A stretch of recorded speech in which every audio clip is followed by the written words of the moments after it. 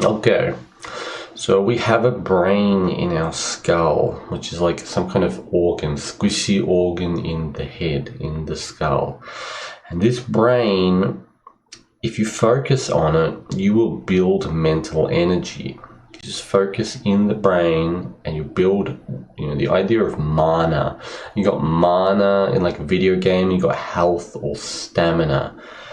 So you got the mental energy and the physical energy. The physical energy comes from like the root, the lower parts of the body, the genitals, the root, around the bladder, etc. And the mental energy is in the brain. So you focus on the brain and you get this mental energy. If you're out of mental energy, you just feel like you can't think of anything, you're not very creative, you just feel like, feel like shit. You focus on your brain and assuming you're not physically tired. If you're physically tired, you focus in the lower cavity of your body. That will start to, the genitals, that will start to gonads, that will regenerate the stamina of the body. But more mentally, you focus on the brain. And you can do exercises where you meditate on this and you build up more mana or mental energy, all kinds of stuff like that. And to perform magic, so you think physically we're just this physical body, but then we are also the other element. We're a non-physical component. The air of your body, the heat of your body, like the moisture, the electromagnetism, all this stuff, that takes the physical body and it moves it and it takes it out of just the physical realm. It's why you're not a robot. So you having this mental energy is the energy to do, mental stuff, creative stuff, magical stuff. Magic is simply just causing effect in the world with your mind. It's the reason why, if you, maybe there's someone that you don't want to talk to, you kind of think like, oh man, I really don't want to talk to them. And they don't talk to you. They look at you for a moment and they feel this like, oof, they feel this like a jolt or something, like something's telling them not to. Or maybe you want to talk to them and, that happens. You're mentally affecting reality. And of course, I think that we can learn to, perform like telekinesis and such, which is, I hope I got the word correct. Basically just lifting up objects or pushing objects, pulling them with your mind.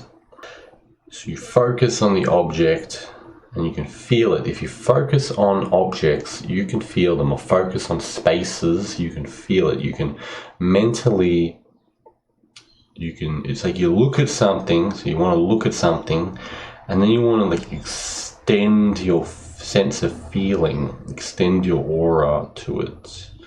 Or localize, kind of manifest the aura at that location and feel the shape of an object. You can then apply a force, for example, you kind of push or pull or lift or push down.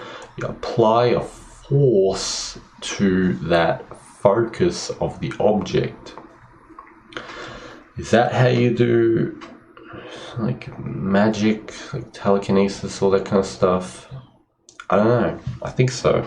So there's the Hermetic idea that the world is mind, all is mental. Is this just some kind of schizo-hermetic wizard delusion? I wonder. We can definitely see that there's a physical world in front of us. These objects, we can touch the objects, and we can definitely see there is a non-physical, or what we call a spiritual world around us, which is air. I can wave my hands in this air, this medium, this space. There's light coming off my computer screen right now, or on the lights on my computer. I can definitely see that, and if you get the right atmosphere, the right level of darkness or light, you can see the light. These are non-physical things, and of course science will tell you it's a particle, and it'll try to say that it's a physical particle and all this nonsense, and that's because they want to measure everything with the idea of the particle. Now, of course, the particle is kind of outdated. So they have the new ways to do all this stuff. But it's the same. They're trying to say there's a gravity particle, there's a this particle or that particle, electricity is electron movement, all this kind of stuff. It's all particles. It's all, they want to quantize everything into bits, which is fine if you understand what they're doing. But realistically, life's a little more fluid than that. The non-physical is there. We can see it, we can feel it, we can smell it, hear it, etc. The physical is also there, so we cannot deny that the table exists, that the ground, the foundation exists, the floor exists, the chair exists, all these things exist. Does this mean that the chair is a mental object? Not really, though it's a physical object, but it was made, it can be made mentally. You can think, I want to make a chair, and then you can plan the chair and design the geometry and structure of the chair. You can do that. One more interesting thing, more important thing, is that I try to think that the mind is the navigator. It's like we're on a ship, we're on a big boat going out to the middle of nowhere, and we need to navigate ourselves back to land or back to some island, or maybe who knows where. We're out on a ship and we're trying to find a nice island with coconuts and fish and a spring of water or something, because we need food. The mind is a navigator. The mind thinks, I want to do this. It starts to plan, how do we do it?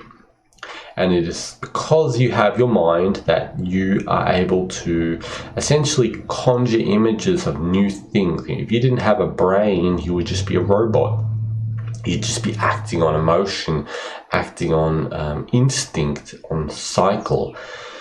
People, usually they don't have much of a brain, so they act more on these things.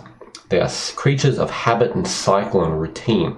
And the reason why, you go back to maybe an old friend or a family member, and for some reason in the last 10 years, they have not changed one little bit, or maybe it's just been a downward cycle, is because they lack the mind, they lack the spark, the flame, the spiritual part of themselves, which basically says, hey, what about today we do something new? What about tomorrow we do something new? What about we work on this thing? What about we put some effort into this thing, even though I'm tired? Or what about I rest more today, so tomorrow I can do more? What if we could do this? What if we could go there? What if we could plan this? Thinking about things. And your head's kind of like a radio receiver as well. You just pick up thoughts from ghosts, from other people, from who knows what, spirits and spiritual entities. I mean, I don't know.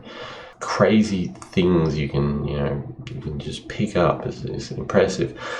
Anyway, so you can use your mind to just think about things and plan. And it's not like, oh, I want a car, or I want like a vacation or somewhere, I'm going to think about that and it's just going to happen. No, it's like, okay, you want a car.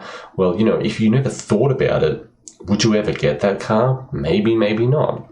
Now that you've thought about it, now you can be like, okay, I'm going to start saving money towards this. How can I get it? Is there cheaper ways? What can I do? So you think.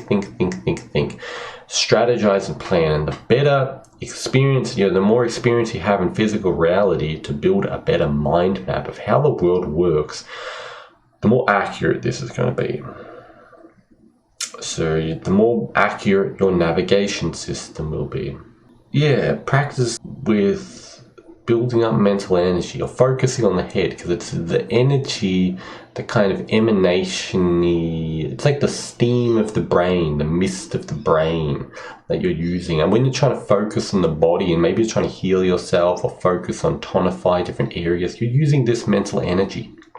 You're drawing it from the brain a lot of the time to different parts of the body. And if you overdo it, if you use too much magic, if you think too much, if you're too creative or too, whatever, you're going to use up too much of this stuff. So you're going to replenish it by focusing the brain.